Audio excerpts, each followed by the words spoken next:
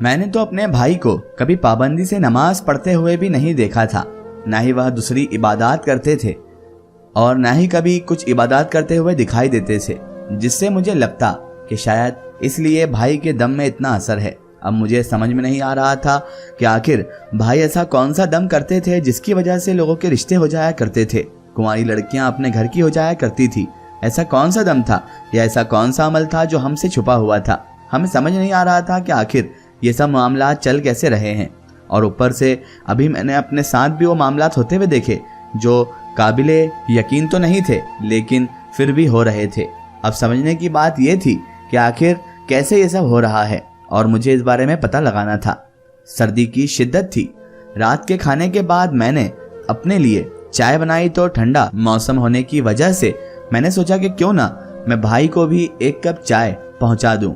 بھائی اس وقت اپنے اس کمرے میں موجود تھا جس کا راستہ گھر سے باہر کے حصے میں تھا۔ میں نے خود سے ہی بھائی کے لیے چائے کا ایک کپ بنایا اور ٹرے میں رکھ کر بھائی کے کمرے کی طرف بڑھ گئی۔ ابھی میں دروازے کے باہر ہی کھڑی تھی کہ بھائی کی باتیں سن کر میرے تو ہوش ہی اڑ گئے۔ بھائی کسی سے باتیں کر رہا تھا اور جو وہ کہہ رہا تھا میں نے ایسا تو کبھی خواب میں بھی نہیں سوچا تھا۔ سوچا نہیں تھا میرا بھائی کبھی ایسا بھی ہو سکتا ہے یا میرے بھائی نے ایسا کچھ کہنے کی جرات بھی تھی۔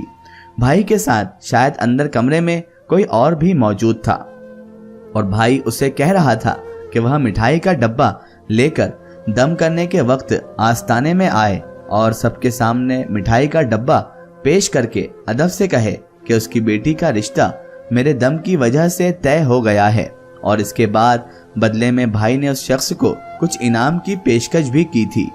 یہ سن کر تو میرے قدموں تلے زمین نکل گئی کہ ہمارے گھر جو مٹھائیاں آتی تھی وہ کسی کی شادی کی نہیں بلکہ بھائی کی اپنی خریدی ہوئی ہوتی تھی۔ میرے اندر اتنی ہمت نہیں تھی کہ میں اور کچھ دیر وہاں پر کھڑے ہو کر بھائی کی ساری باتیں سن سکتی۔ میں نے سوچا کہ میں پلٹ کر واپس چلی جاتی ہوں، لیکن اتنی دیر میں بھائی نے دروازہ کھول کر باہر جھانک لیا تھا۔ شاید انہیں اندازہ ہو گیا تھا کہ دروازے کے باہر کی طرف کوئی کھڑا ہوا ہے، کوئی نہ کوئی موجود ہے۔ بھائی کو دیکھ کر میں اعصاب خطا ہو گئی۔ بھائی نے ہمیں کبھی اتنی اجازت نہیں دی تھی کہ ہم گھر سے نکل کر اس برابر والے کمرے کے دروازے پر آ کر کھڑے ہوتے، لیکن آج بھائی کی محبت میں میں چائے بنا کر چلی آئی تھی۔ بھائی نے میرا ہاتھ پکڑ کر مجھے کمرے کے اندر کیا اور فوراً دروازہ بند کر لیا، اور اس کے بعد وہ غصے میں مجھ سے پوچھنے لگے کہ میں کان لگا کر ان کی باتیں کیوں سن رہی تھی۔ میں نے بھائی کو بتایا کہ میں کان لگا کر ان کی باتیں سننے کے لیے نہیں آئی تھی بلکہ میں تو بھائی کے لیے چائے بنا کر لائی تھی، لیکن میرے چہرے کے تاثرات نے بھائی پر یہ بات واضح کر دی تھی کہ میں ان کی باتیں سن چکی ہوں۔ میں نے ان کی ساری باتیں سن لی ہے، بھائی کو یہ معلوم پڑ چکا تھا اور میں کچھ نہ کچھ تو جان ہی گئی ہوں۔ بھائی نے مجھے کہا کہ تم نے جو کچھ بھی سنا ہے وہ سب کچھ بھول جاؤ اور واپس چلے جاؤ، لیکن میں نے بھائی سے کہا کہ میں سچ جاننے بغیر واپس نہیں جاؤں گی۔ میں جاننا چاہتی ہوں کہ آپ کے دم اور شادیوں اور مٹھائیوں کے پیچھے کیا چکر ہے بھائی۔ اتنا تو میں جان گئی تھی کہ یہ کوئی کرامت نہیں تھی اور نہ ہی بھائی کے کسی دن کا نتیجہ تھا، بلکہ یہ سب ایک سوچا سمجھا منصوبہ یا سازش تھی۔ بھائی نے پہلے تو مجھے ڈانٹ کر کہا کہ میرا اس بات سے کوئی لینا دینا نہیں ہے، لیکن جب میں نے نہ مانا اور میں اپنی ضد پر اڑی رہی تو بھائی کو مجبور ہو کر سب کچھ مجھے بتانا پڑا، اور سچ جاننے کے بعد تو میں سکتے میں ہی آ گئی، حیران رہ گئی کہ کیا ایسا بھی ہو سکتا ہے۔ میں یہی سمجھتی رہی میرا بھائی بہت نیک ہے جو لوگوں کی مدد کر رہا ہے، لیکن میں نہیں جانتی تھی کہ وہ لوگوں کو اپنے مقصد کے لیے استعمال کر رہا ہے۔ بھائی نے مجھے بتایا کہ بھائی کا کاروباری طرف سے بہت نقصان ہو گیا ہے، کاروبار بری طرح سے ڈوب گیا تھا، وہ دن بدن قرضوں میں ڈوبتے چلے جا رہے تھے، کوئی حل نظر نہیں آ رہا تھا، سب کچھ جیسے داؤ پر لگ گیا تھا اور وہ بہت زیادہ پریشان تھے۔ ایک دن سڑک پر انہیں ایک ہاتھ دیکھنے والا نجومی ملا اور اس نے ان کا ہاتھ دیکھ کر بتایا کہ ان کا کاروبار بہت ترقی کرے گا، لیکن اگلے کچھ ہی دنوں میں میرے بھائی کا کاروبار پوری طرح سے ڈوب گیا تھا۔ وہ نجومی ہاتھ دیکھنے کے لیے صرف 100 روپے لیتا تھا۔ بے تحاشا لوگ اسے اپنا حال دکھا کر اپنا ماضی اور اپنا فیوچر پوچھتے تھے۔ وہ اپنی مرضی سے سب کی قسمت کا حال بتا رہا تھا اور 100 روپے کے ذریعے بے انتہا کمائی کر رہا تھا۔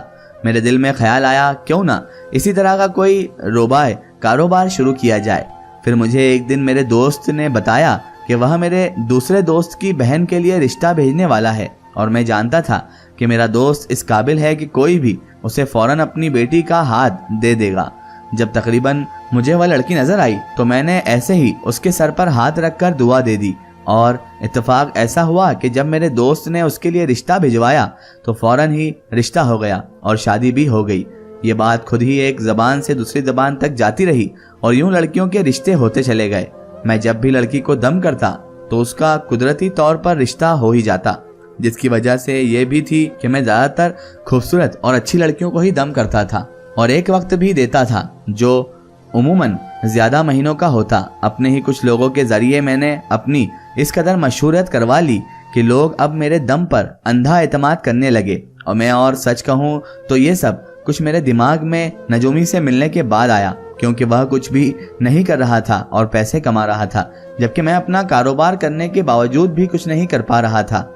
फिर जब से मैंने ये वाला काम शुरू किया, लोग खुद से ही मेरे गले में इतने पैसे डालकर जाते कि जितने मैं अपने कारोबार में दिन रात मेहनत करने के बाद भी नहीं कमा पा रहा था, और इस तरह मेरा ये काम चमक उठा था। लेकिन जब भी अम्मा ये कहती कि तुम बहनों को भी दम कर दो, तो मुझे डर लगता था कि अगर मेरे दम से तुम्हारा रिश्ता नहीं हुआ तो मेरा काम बंद हो जाएगा और तुम लोगों को भी ये बात पता चल जाएगी कि मेरे दम में कोई असर नहीं है।